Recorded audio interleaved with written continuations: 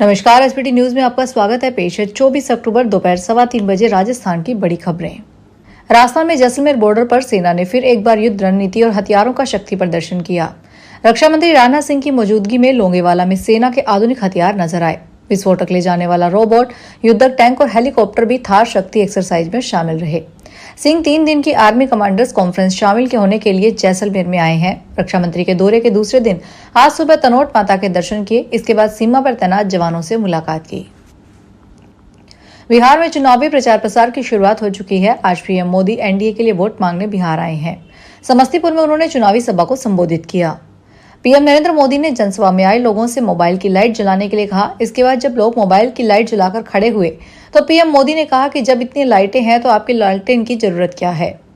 बिहार में अब लालटेन की जरूरत नहीं है। उन्होंने कहा कि आज भारत में सबसे ज्यादा सस्ता इंटरनेट उपलब्ध है। 1 कप चाय जितनी कीमत में 1 GB डेटा उपलब्ध हो जाता है। बिहार के युवा इंटरनेट के माध्यम से अच्छी कमाई भी करते हैं। मिथिला का यह क्षेत्र खेती, मछली पालन और पशुपालन के लिए माना जाता है। प्रधानमंत्री नरेंद्र मोदी ने शुक्रवार को आंध्र प्रदेश के कुर्नूल जिले में हुई एक बस दुर्घटना में लोगों की मौत पर गहरा दुख व्यक्त किया है। श्री मोदी ने एक्स पर एक पोस्ट में कहा कि आंध्र प्रदेश के कुर्नूल जिले में एक दुर्घटना में हुई मौतों से अत्यधिक दुखी हूं। इस कठिन समय में मेरी संवेदनाएं प्रभावित लोगों और उनके परिवारों के साथ है। घायलों के शीघ्र स्वस्थ होने की कामना करता हूं। अलवर जिले के लक्ष्मणगढ़ थाना क्षेत्र में कार्मिक विभाग के एक उप शासन सचिव और उनके परिजनों पर हमला करने के आरोप में पुलिस ने त्वरित कार्रवाई करते हुए 2 आरोपियों को गिरफ्तार किया। पुलिस अधीक्षक सुधीर चौधरी ने गुरुवार को बताया कि घटना 21 अक्टूबर की है। कार्मिक विभाग में उप शासन सचिव ने पुलिस में शिकायत दर्ज किया है कि वे अपनी रिश्तेदारी में मिलकर वापस आ रहे थे। करीरिया गांव के पास 3 मोटरसाइकिलों पर 10 से 12 लोगों ने अपनी मोटरसाइकिलें उनकी गाड़ी के आगे लगाकर रोक लिया। उन्हें गाड़ी से बाहर निकालते ही उन युवकों ने उन्हें लात, घूंसे और सरियों से हमला कर दिया। उनकी पत्नी की लातें मारी गई। आरोपियों ने उनकी सोने की चैन, पर्स, गाड़ी में रखे 39,000 रुपए की नकदी भी लूट ली। राजस्थान में बीकानेर जिले के छतरगढ़ थाना क्षेत्र में शुक्रवार को बदमाश एक बुजुर्ग चरवाहे की हत्या करके उसकी भेड़ बकरियां चुरा कर ले गए। पुलिस उपाधीक्षक अमरजीत चावला ने बताया कि उमाराम मेघवाल रात को अपनी ढानी में भेड़ बकरियों के बाड़े के पास चारपाई पर सोया था। तड़के बदमाशों ने उसके हाथ पैर बांधकर नाक मुंह पर टेप चिपका दिया और उसके बाड़े से करीब 40 बकरियां और 15 भेड़ें चोरी करके ले गए। नाक पर टेक लगने से उसके दम घुटने से मौत हो गई। राजस्थान के ऊर्जा मंत्री हीरालाल नागर ने कनवास तहसील के बिशनपुरा स्कूल भवन के निर्माण में काम में थर्ड पार्टी से जांच करवाने के लिए कलेक्टर को निर्देश दिए हैं। मंत्री नागर कनवास तहसील के बिशनपुरा गांव में रात्रि चौपाल में ग्रामीणों के बीच में पहुंचे थे, जहां ग्रामीणों ने स्कूल भवन में घटिया निर्माण की ऊर्जा मंत्री से शिकायत की थी। स्कूल में लोकसभा अध्यक्ष ओम बिरला की अनुशंसा पर कॉल इंडिया के CSR फंड से 15 लाख रुपए की लागत से 2 कमरे और बरामदे का निर्माण काम हो रहा है। स्कूल का निर्माण कार्य कार्यकारी एजेंसी पंचायत समिति की ओर से करवाया जा रहा है। मंत्री के चौपाल में आने पर ग्रामीणों ने निर्माण कार्य में अनियमितता की शिकायत की गई थी, जिस पर ऊर्जा मंत्री देर रात को स्कूल पहुंचे थे, जहां उन्हें निर्माण कार्य में घटिया सामग्री का उपयोग मिला। सवाईमाधोपुर के शिवाड़ कस्बे में एक मादा लेपर्ड में खेत के तारों में फंसने से मौत हो गई। यह मादा लेपर्ड प्रेग्नेंट थी। इस लेपर्ड का शव गुरुवार सुबह खेत के तारों में फंसा हुआ मिला। मौत के बाद लेपर्ड को आलनपुर नर्सरी में पोस्टमार्टम किया गया, जिसके बाद अंतिम संस्कार कर दिया गया। रणथंभौर टाइगर रिजर्व के वेटनरी ऑफिसर चंद्रप्रकाश मीना ने बताया कि इस फीमेल लेपर्ड की उम्र करीब 2.5 साल थी। यह गर्भवती थी, जिसका करीब 35 दिन का भ्रूण था। खेत के तारों में फंसने से उसकी बच्चेदानी पर दबाव पड़ा, जिससे पहले बच्चे की मौत हुई और फिर लेपर्ड की मौत हो गई। वेटनरी ऑफिसर मीना के अनुसार तारों में फंसे होने से फीमेल लेपर्ड को डिहाइड्रेशन भी हुआ था। भरतपुर के हलैना थाना क्षेत्र में बच्चों के झगड़े ने एक बड़ा रूप ले लिया। शुक्रवार सुबह 2 पक्षों में जमकर मारपीट और पथराव हुआ। घटना में दोनों पक्षों के 25 लोग घायल हुए, जिनमें 8 लोगों को गंभीर हालत में रेफर किया गया। पुलिस ने गांव में शांति बनाए रखने के लिए बल तैनात किया। एक पक्ष के दरोगा निवासी हतीजर गांव में बताया कि कल गांव के बाहर बाबा का मेला लगा था। मेले में दरोगा के परिवार के बच्चे और गांव के रहने वाले अंकित के परिवार के बच्चे भी गए थे। मेले में किसी बात को लेकर दोनों पक्षों के बच्चों में कहासुनी हो गई। एमसीसी ने अपनी ऑफिशियल वेबसाइट पर एक नोटिस जारी करके ऑल इंडिया कोटे और सभी स्टेट कोटे को तृतीय राउंड काउंसलिंग का शेड्यूल को एक बार फिर से चेंज किया है। करियर काउंसलिंग एक्सपर्ट परिजात मिश्रा ने बताया कि एमसीसी की ओर से तृतीय राउंड का सीट अलॉटमेंट जारी किया जा चुका है, अतः इसकी कॉलेज रिपोर्टिंग डेट भी बढ़ाकर 24 अक्टूबर से 1 नवंबर कर दी गई है। इसके बाद एमसीसी ऑल इंडिया कोटे से 3rd राउंड तक के ज्वाइंट कैंडिडेट्स का डाटा राज्य स्तरीय काउंसलिंग बोर्ड्स को शेयर कर देगा। विश्व प्रसिद्ध पुष्कर मेले में शुरू होने के साथ ही पशुओं की आवक ने रफ्तार पकड़ ली है। पर अभी तक पहुंचे जानवरों में ऊंटों की संख्या सबसे अधिक है। घोड़े घोड़ियों के लिए पशुपालक मैदान में धूप से बचाव के लिए टेंट लगा रहे हैं।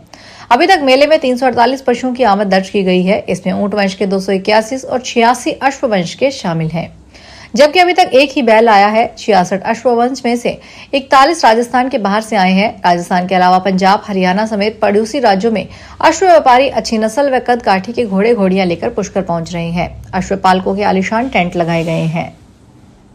सार्वजनिक वितरण प्रणाली के तहत दौसा जिले में 72 रिक्त व नवसृजित उचित मूल्य दुकानों के लिए नवीन प्राधिकार पत्र जारी करने के लिए आवेदन मांगे गए।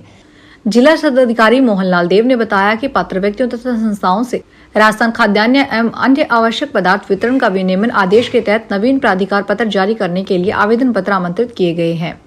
उन्होंने उस पत्र में बताया कि सिकराय में 10, बहरावंडा में 8, दौसा में 2, भांडरोज में 3, लावान में 3, नांगल राजपतान में 6, रामगढ़ पचवारा में 2, लालसोट में 11, महुआ में 7, मंडावर में 7, पैजूपाड़ा में 2, बसपा में 3, बांदीकुई में 3, सैथल, राहुवास और पापड़वाड़ा में एक दुकान के लिए आवेदन मांगे गए हैं। इसके लिए जिला रसद कार्यालय से सशुल्क आवेदन पत्र 31 अक्टूबर शाम 6 बजे तक निर्धारित प्रपत्र में आवेदन पत्र आवश्यक दस्तावेजों के साथ जमा करवा सकते हैं।